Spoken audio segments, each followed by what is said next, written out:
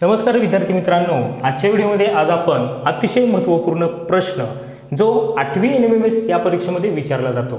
तर पहा, हा जर प्रश्न तुम्ही सोडवला तर तुम्हाला परीक्षेमध्ये 3 ते 4 गुण सहज मिळू शकतात। परंतु हा जर प्रश्न तुम्ही सोडवला नाही तर तुमचे 3 प्रश्न चुकू सुद्धा शकतात। पहा, खालील प्रश्नात प्रत्येक अक्षर 0 ते 9 अंकांचे संकेत असतील जर YE गुणिले ME बरोबर 3 वेळा T दिलेला आहे तर प्रश्नांसाठी योग्य पर्याय निवडा। म्हणजे तुम्हाला याच्यावर आधारित 3 प्रश्न दिले जाणार आहेत। पहा, सुरुवातीला हा प्रश्न आपण अगोदर सोडवून घेऊयात, समजावून घेऊयात आणि त्यानंतर ते 3 प्रश्न सोडवूयात। पहा, जर YE गुणिले ME YE गुणिले ME बरोबर 3 वेळा T दिलेला आहे तर हे अगोदर आपल्याला सोडवावं लागेल। तर दोन संख्यांचा गुणाकार हा जो येतोय त्याचे अंक जे असतील ते सेमच असणार आहेत। पहा, तर त्या दोन संख्या कोणत्या, तर त्यासाठी अगोदर आपण हा प्रश्न सोडवून घेऊयात। तर दशक स्थानी Y आहे त्यामुळे आपण 10Y असं लिहून घेऊयात। 10Y अधिक एकक स्थानी किती आहे, एकक स्थानी E आहे, एकक स्थानी E आहे। त्याच पद्धतीने गुणाकारात पहा, इथे सुद्धा दशक स्थानी M आहे त्यामुळे 10M या ठिकाणी मी लिहितो आणि अधिक एकक स्थानी E आहे त्यामुळे Eच लिहितो बरोबर T हा शतक स्थानी आहे, हा दुसरा T दशक स्थानी आहे आणि हा एकक स्थानी आहे। म्हणजे आपण असं लिहूयात 100T अधिक 10T अधिक T। तर हे जर बघितलं आपण तर 111T मिळतील आपल्याला आणि याला जर मी गुणिले 9 केलं तर मला 999 मिळेल, 999T। परंतु या ठिकाणी आपण 999च लिहून घेऊयात, ठीक आहे। तर हा गुणाकार येणार आहे, हा गुणाकार येणार आहे म्हणजे Tच्या ठिकाणी 9 हा अंक असला पाहिजे, 9 हा अंक असला पाहिजे। आता त्या दोन संख्या कोणत्या असतील तर याचे मूळ अवयव काढून घेऊयात आपण। 999चे मूळ अवयव पहा, मूळ अवयव काढून घेऊयात। 3 ने भाग दिला किंवा 9 ने द्या डायरेक्ट, 9 1 9 9 1 9 9 1 9। त्यानंतर 3 ने देऊयात, 3 त्रिक 9, 2 वरतील 3 7 21 आणि त्याच्यानंतर 37 1 37। आता ही एक संख्या मिळाली आपल्याला आणि ही एक संख्या असणार आहे 9 त्रिक 27, 9 गुणिले 3 बरोबर 27। तर या ठिकाणी आपण YE बरोबर 27 घेऊयात। YE बरोबर किती घेणार आहे 27 गुणिले ME बरोबर 37 किंवा असं पण असू शकतं YE बरोबर YE बरोबर 37 पण येऊ शकतं आणि ME बरोबर 27 पण येऊ शकतं, ठीक आहे। तर अशा पद्धतीने जर बघितलं आपण एकक स्थानी 7च येणार आहे आणि हे जर सोडवलं तर आपल्याला E ची किंमत किती, M ची किंमत किती आणि T ची किंमत किती असे प्रश्न परीक्षेमध्ये विचारले जात आहेत। पाहूयात प्रश्न।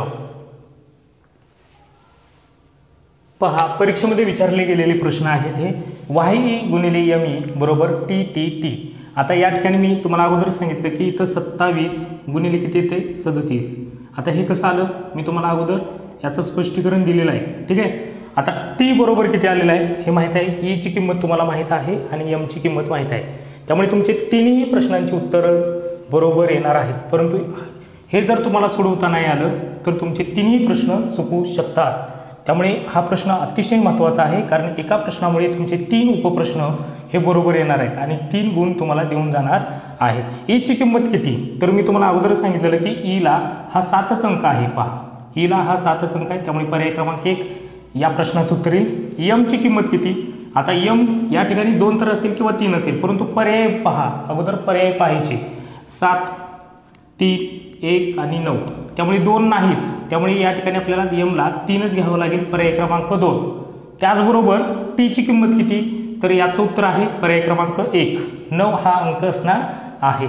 तर अशा पद्धतीने 2019ला असा प्रश्न विचारलेला होता आणि त्यानंतर लगेच 2021 मध्ये सुद्धा असाच प्रश्न विचारला गेला आहे। परंतु 2021 मध्ये 4 प्रश्न होते आणि 2019 मध्ये 3 प्रश्न होते, त्यामुळे हे आपल्या हक्काचे गुण आहेत, ते आपल्याला मिळालेच पाहिजेत। पाहूयात 2021 मधील प्रश्न। खालील प्रश्नात प्रत्येक अक्षर 0 ते 9 अंकांचे संकेत असतील जर AP गुणिले DP बरोबर 3 वेळा B तर प्रश्नांसाठी योग्य पर्याय निवडा।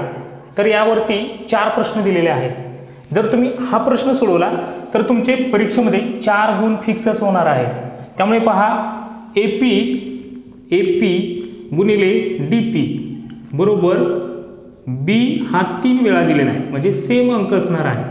त्यामुळे तुम्हाला माहितीच आहे याचं उत्तर एकतर इथे 27 किंवा 37 असेल गुणिले DP बरोबर किती येणार आहे 37 बरोबर BB म्हणजे 999। हे आपण सोडवलेलं आहे, त्यामुळे सोडवायची आता गरज नाही। तर P ची किंमत किती, तर P ची किंमत 7 असणार आहे। याचं उत्तर किती येणार आहे 7। आता पहा A ची किंमत किती, तर A बरोबर 2 किंवा 3 असेल।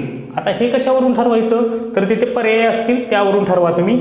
A बरोबर 2 किंवा 3 असेल। B ची किंमत किती, B ची किंमत 9 किती असणार आहे, B ची किंमत 9 असणार आहे। आता AP बरोबर किती आहे, आपण 2 धरलेला आहे, ठीक आहे। AP बरोबर 2 आणि P बरोबर किती 7 आहे। त्याचबरोबर DP बरोबर किती आहे 37। आता यांची बेरीज करा, यांची बेरीज किती होते 7 आणि 7 14, 1 हात 7, 3 आणि 2 5, 5 आणि 1 6, तर किती येणार आहे बेरीज 64। अगदी सहज व सोप्या पद्धतीने तुमच्या हक्काचे गुण तुम्ही घेऊ शकता। जर हा व्हिडिओ तुम्हाला आवडला असेल आणि तुमचे 3 गुण आता फिक्स झाले असतील तर व्हिडिओला लाईक करा, सोबतच आपल्या चॅनलला सबस्क्राईब करा, कारण इथून पुढे महाटीटी त्यासोबतच 8वी NMMS आणि 8वी स्कॉलरशिपचे अतिशय महत्त्वाचे व्हिडिओ मी आपल्या चॅनलवरती अपलोड करत आहे। भेटूया पुढील व्हिडिओमध्ये अशाच नवीन प्रश्नासह। धन्यवाद।